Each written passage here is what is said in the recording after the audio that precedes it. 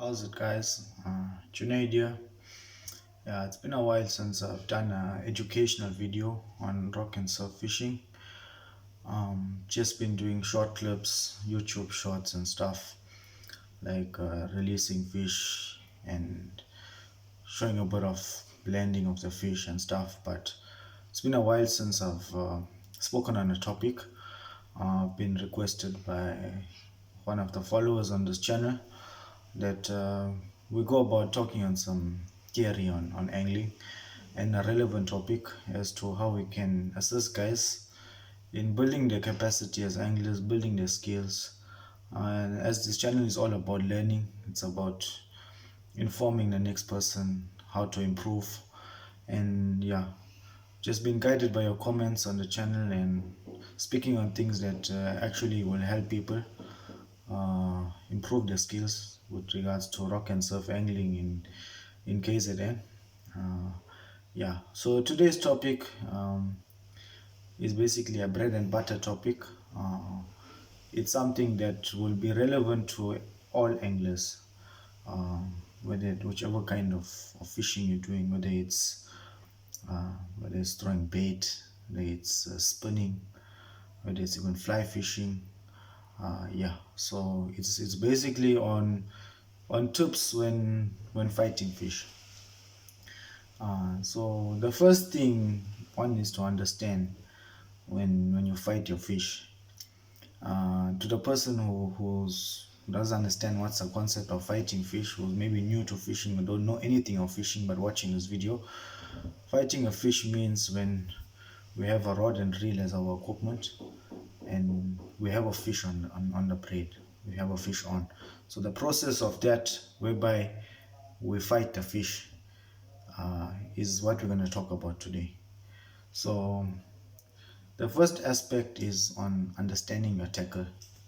So we need to know, like, if we're targeting smaller fish or larger fish, you need to understand the tackle that you're using has to be suited for your species of target. So for example, if you're fishing for bronze bream and you're hooking to a large stump nose, the way you fight the fish will be different as to whether you hook a bronze bream. So that comes with experience, it comes with understanding the art of angling. It takes you time to really understand how to take your time and land a bigger fish on smaller tackle. So understanding your tackle and the fish you're hooking is in fact very important, because you can use your tackle incorrectly and you can lose the fish. Whereas if you have tackle that's undergunned, if you use your skill accordingly, you can land a fish, which might take a longer period of time. It might take a lot of thinking, but you can land a fish. The next aspect we'll talk about is when you're getting a bite. Now, different species in our coast, we get that feed differently. Some are more aggressive, some feed whereby they nibble the bait. Some species just fight aggressively, they just pull aggressively. Some like come forward, they take their time. Some, especially the flatfish, they feed very slowly. When you get like a blackfin who just aggressively pulls a rod down. So understand the bite you get. It will come with time. For example, if you get a gray shark pull, it bites and it typically goes down quite aggressively, so you'll know it's a gray shark. Knowing the area in which what's feeding and the season, you'll understand what species it is just by the bite. So when you get the bite, that's the first success. It means that the fish is feeding on your bait. So the first thing you need to do is to remain calm. Remaining calm is very, very important, because the adrenaline pumps once you get that bite. There's a lot of things goes through your mind, and sometimes you end up doing the wrong thing because the adrenaline, it just pumps, and you might react wrong as to when you come. So the main thing, it's not easy even after close to 30 years of angling, I still get highly excited once you get a bite. It's not easy just to remain calm, but in most cases, try your best to remain calm. Once you get the bite, if you react wisely under the conditions, you should connect the fish. So as far as possible, remain calm once you get the bite. A very important aspect is your physical attributes or your physical behavior once you get the bite is to keep your footing in order. If your feet is planted firmly onto the ground, that's stability. You're going to hook the fish in a more controlled way.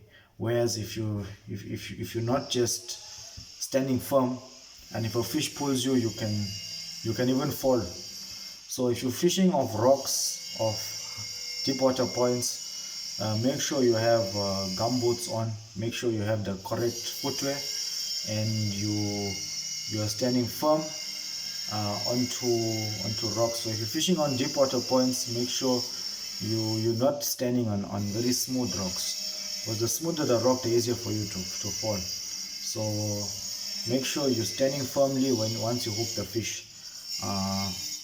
That will in fact help you with your hookup rate, because if you're not standing firm and the fish pulls you and you strike it, sometimes it's not really hooked into the fish's mouth. So you need to stand firm and put pressure into hooking that.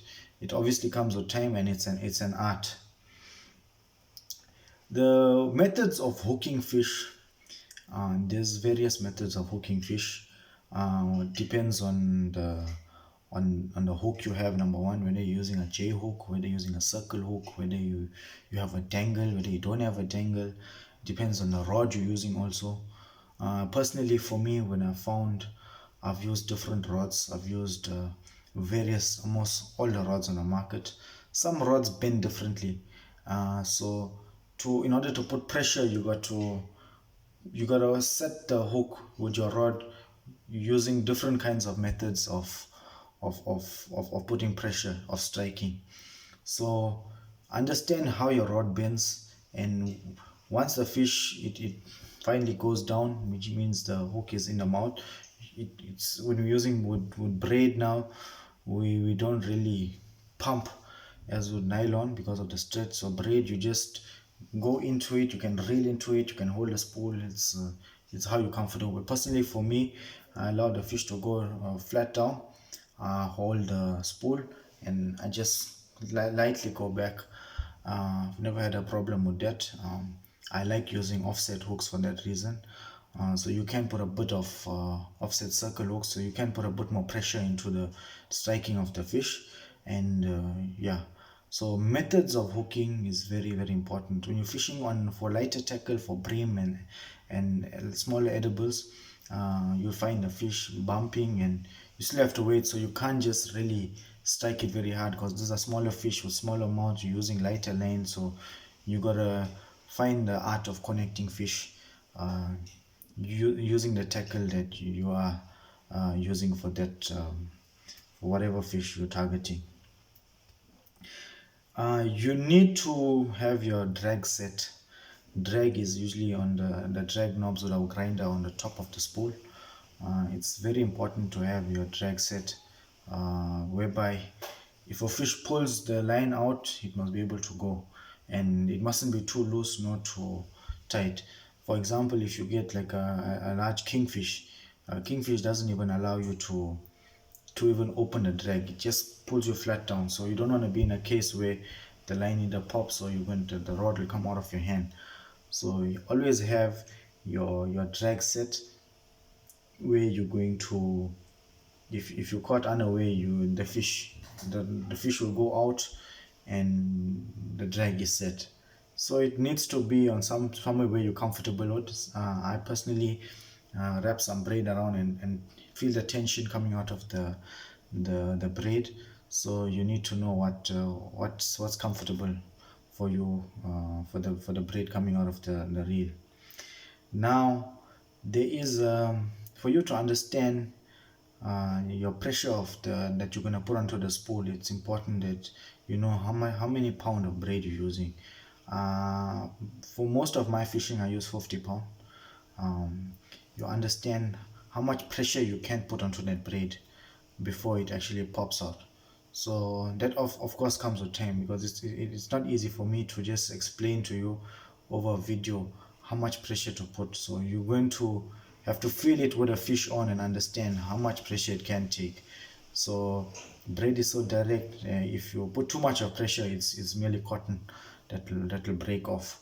So once you hook into a larger fish, you can understand how much pressure to really put. But if you're using lighter braids like 20 pound, etc., the amount of pressure you can put is limited. So one needs to understand the pressure of braid uh, before putting a large amount of pressure, or else it will get broken off.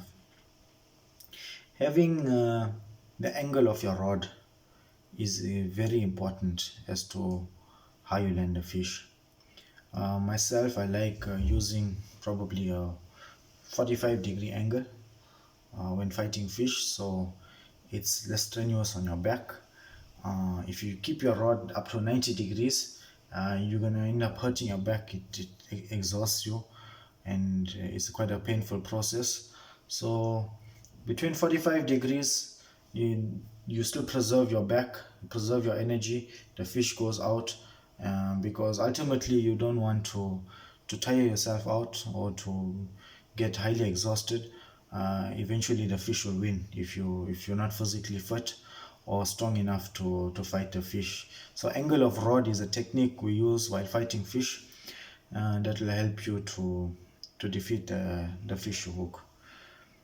So once you hook a fish, observe the direction that it moves into. So often when we hook giant guitar fish or sandies of deep water points, you hook the fish and you see in which angle it goes to, whether it's going north, whether it's going south, whether it's going straight. Look at the anglers, if they are, where their lines are and how close they are to you. So when the fish starts moving out, look at which angler is closest to you and see whether your line is over them or under them, because when braid hits braid, or nylon is nylon, you part and the fish is lost. So make sure if your fish is running, you are in line with your fish, you're moving towards it. You don't be a nuisance to other anglers. You go over them or under them, whatever is the case. But just don't stand in one point when you have many anglers, and the fish will be eventually lost. So you need to look at the place. You need to understand the place where you fish. So you must know that if there's reef in the water, fish are going to move towards that reef. And if you don't put enough brakes or you don't put enough pressure, the braid goes over the reef and you get cut off. So often guys are on, they're fighting a fish, the fish is running, and then you just feel something pop and it's off. So the fish gets reefed. Often happened to me once. Some fish on some deep water points, you get honeycombs that just run very, very strongly, smoothly. And if you don't put enough pressure, they reef you. So if you know there is reef in the water, you need to really put brakes onto the fish if needed. So understand the environment in which you're fishing. So if it's open beach, you're more of an advantage, you don't have to get cut off. But if you know there is reef in water, make sure you put the necessary brakes onto the fish, so you may stop the fish from cutting you off. Now when fighting fish, there is a method called straight sticking, whereby this means instead of standing up and fighting a fish, you put the rod straight to the facing the ocean and allow the drag to be set, and fish comes out. So you're basically holding a rod, the rod is set, and you just, once a fish is tied, you just walk back and you continue reeling and you come back. So it's actually no back is being used. So it's a method I use a lot. It helps your body, especially when fighting diamond rays. They're quite large fish and use the backwash. So if you use a straight sticking method where you just hold your rod straight to the ocean and walk back and reel, and in fact the fish just floats, comes straight to you. So you can use that, but if you're fishing on points where there is a lot of reef, you can't do that method. So you got to stand up and yeah, you use that 45-degree angle and pull as hard as you can. So once you hook a fish, you need to look at the area where you're fishing, understand where you're going to land this fish. So if the fish is hooked, you need to start visualizing where you're going to land this fish. Are you going to land it on the left, on the right, on the beach, on a point? Take your time and pull the fish. To the fish must be exhausted when you want to land it. So if you pull it very hard and it has a high amount of energy, once it comes to the front, it goes straight to the rocks, and there's a chance you can lose it. So ultimately you want your fish to be defeated as it comes to the end, but of course not killed to the point where the fish can't breathe and it dies and stuff. So you got to look for the safety of the fish also. So make sure you visualize where you're going to land it, and guide your rod accordingly. If you want it to go to the right, you put your rod right, and eventually you put enough pressure and the fish gets guided towards it. So just have a vision as to where you're going to land your fish. Very importantly is to preserve your energy. I personally carry carbohydrate juice. I use isotonic game, which is can be diluted in, yeah, using some water and stuff. So while fighting fish, you're sipping on this, you're getting some energy. You you're preserving your energy, because you want to be, if the fish decides to get highly energetic all of a sudden, as it comes to the first wave, you need to have energy. So some guys usually they can't breathe, it's just too much for them. So you gotta really preserve your energy and fight your fish accordingly, and you land the fish. So if you're on a beach, open beach, where you've got a whole lot of sand and there's no rocks, you get sandbanks on the beach, and you need to fight to land your fish where you're going to try to be as level to the ocean as possible. That will be the easiest, because if you're standing from a higher point and pulling, that fish is, you're pulling dead weight from the bottom. It's in fact harder.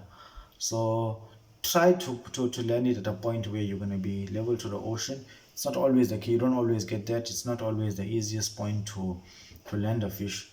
So you need to look at where you're going to land it. Try as far as possible to land it level to the ocean. If not possible, try your best using from wherever you are. So a method that I use when I'm fighting big fish is to walk back.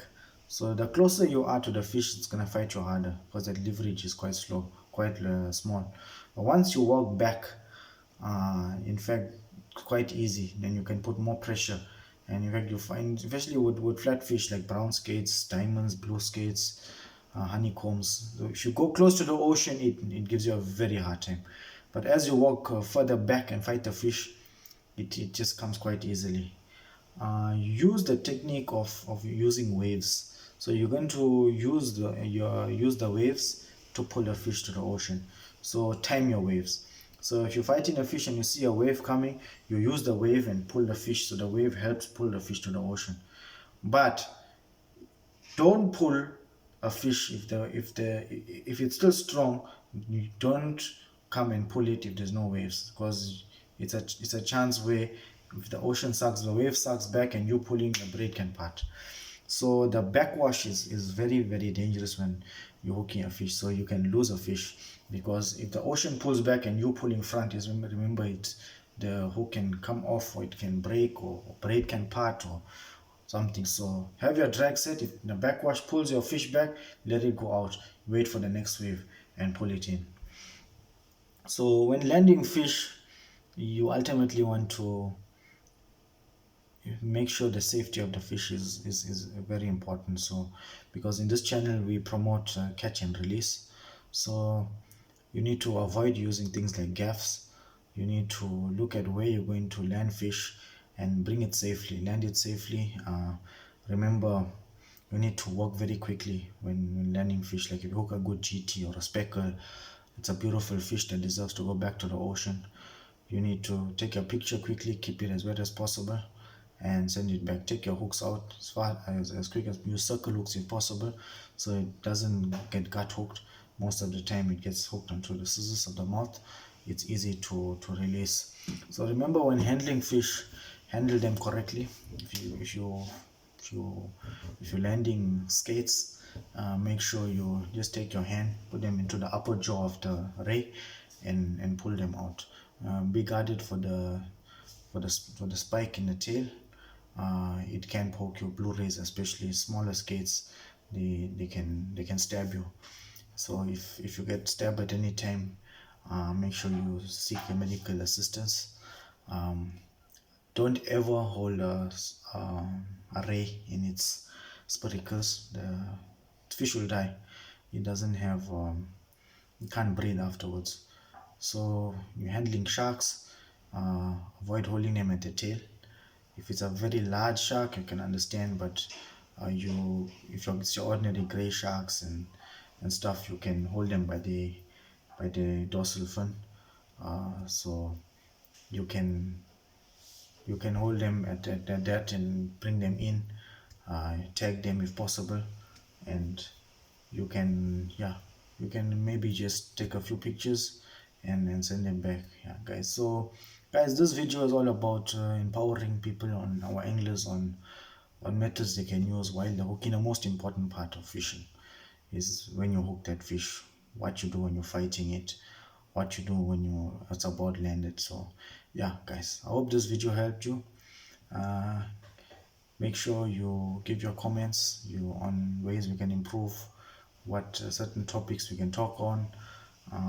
Been doing the sport for many years now, so I've built a lot of knowledge on the spot. So I'm willing to educate anglers as to what they can do to improve their game. Yeah, no, thanks guys, and hopefully I'm gonna do more videos. It's all about learning and helping the next man. Short guy.